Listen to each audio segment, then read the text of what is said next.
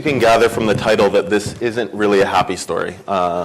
We offer at the end maybe a glint of hope, but for in so many ways we're in the midst of a bit of a crisis when it comes to archiving of born digital content. So that will be the focus of the presentation.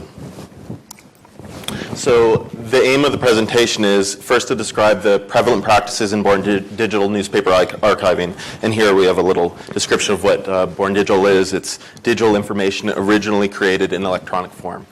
And then we're going to turn to Canada as a case study to illustrate the impasse that we face now in terms of born digital archiving.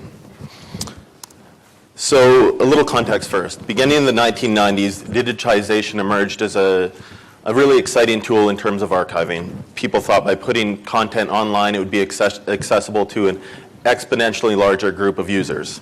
And over the past decade, there's been great successes in terms of archiving. Here we see the British Library has preserved over 65 million news articles from archives dating back 300 years.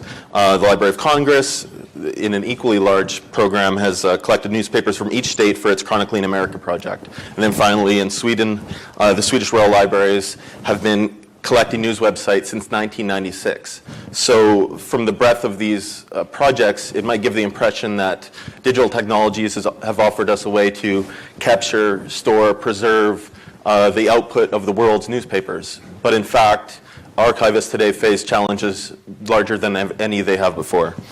So what are those challenges? So three of them, and the ones that will be the focus of the talk, are first off, copyright concerns. Second off, technical hurdles, and third, a lack of consensus. And that's a lack of consensus over what gets archived and who will be doing the archiving. So first, copyright. Now, copyright, the issues around copyright has been framed mostly around public versus private interests.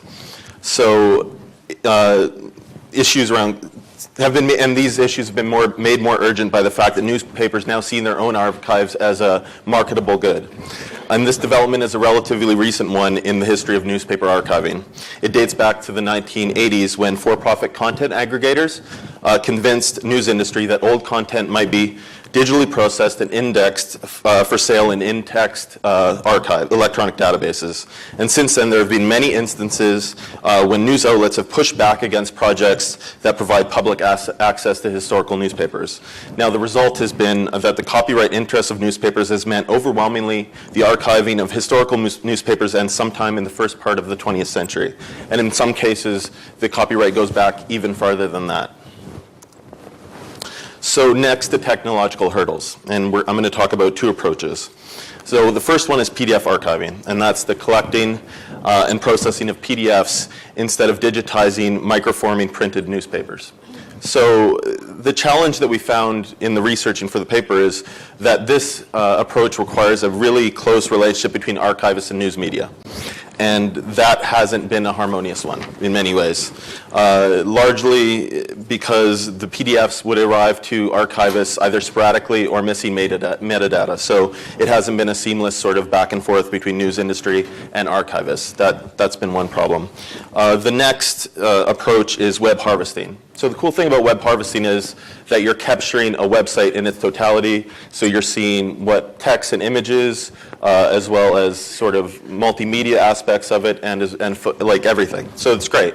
But the problem with that has been that news sites behind paywalls can't be accessed, and that sort of approach doesn't work with paywalled news outlets. And in Canada, with the increasing number of outlets going behind paywalls, it's been a real challenge for archivists in Canada. So the third thing is consensus, and whose task is it?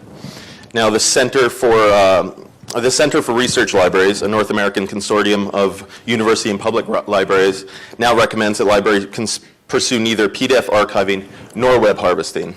They argue that libraries should work directly with for-profit archiving companies and newspapers as the primary means for archiving online content. This is part of a trend because as both government and foundation money has become more scarce, archiving projects have relied on public-private partnerships in order to secure funding. So why haven't, as much sense as these sort of partnerships make, And as it represents the best option at present for jumpstarting stalled efforts at born digital archiving, what are the challenges that we're seeing here? And then I'll go over two of them. First, on the archiving side, the library archivist might be loath to give control over to those with commercial interest, to the outlets, the media outlets themselves. And then second, on the side of newspapers, news outlets, the financial situation in many newspapers might discourage them from involvement in a project that has potential costs. So those are just two of the sort of barriers that we have between long-term relationship between the two parties. Okay. So next, the Canadian context. So I'll just start with the first point. Library and Archives Canada has long considered the archiving of newspapers to be a provincial rather than a federal responsibility. Because of that, there hasn't been a lot of money thrown at the task of archiving news content in Canada at sort of a large-scale level, like the three that we saw earlier in the presentation.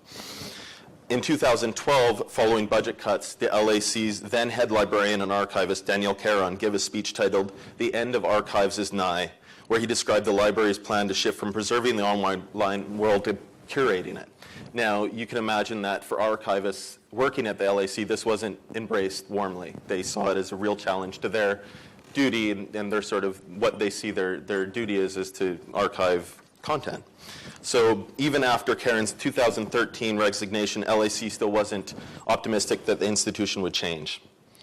So with the library taking a back seat into digitization projects, a single nonprofit remains as the probable contender to handle not only Canada's heritage digitization projects, but perhaps its born digital archiving as well. And that nonprofit is called Canadiana. And then in 2013, a deal was announced between the LAC and Canadiana to digitize 40 million text images from LAC's archives, which is great news. That's a huge project and a big undertaking. But the downside is that the deal emphasized that LAC's own role in future digitization projects would be minimal. So we're in sort of a problem of seeing what their role is going forward.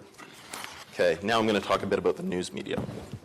So interviews that we conducted with the Canadian news providers revealed that the question of how to archive material at the corporate level has been superseded by the question of what to archive. So what goes forward when we switch from CMSs? And first, the Globe and Mail. Having done a huge shift in 2009 from an in-house pub tool, which they used to archive news content, they moved to a Scenic 4, which is a sort of an outside provider. And then in 2012, they moved to a Scenic 5. And where we're at with the Globe and Mail right now is it's still in the process of prioritizing what material gets transferred. And in the meantime, a portion of their content remains in a dark archive accessible only to employees. And some of it won't get moved forward. And then the second example we have is Sun Media, which up until 2007, or since 2007, has been using also an outside vendor, an outside technology. And they're also in a similar position. They're trying to consolidate databases from the various news outlets in hopes that content sharing will be made easier. But the problem is that they're also leaving behind content during the CMS shift, and some will be lost and some just won't be brought forward. So, limitations. There are many.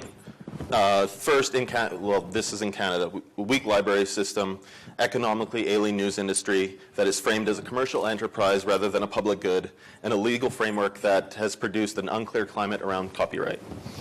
And then an archiving community that has been largely unwilling to challenge copyright laws. But offer some hope, not this first part. The failure to archive, we believe and we argue in the paper that the failure to archive born digital news represents an abdication of responsibility towards an important part of the world's cultural heritage. However, as Canada is an active partner in the Centre for Research Libraries, it's the hope that the momentum on the US end can convince Canadian news publishers to partner with libraries and aggregators. Thank you very much.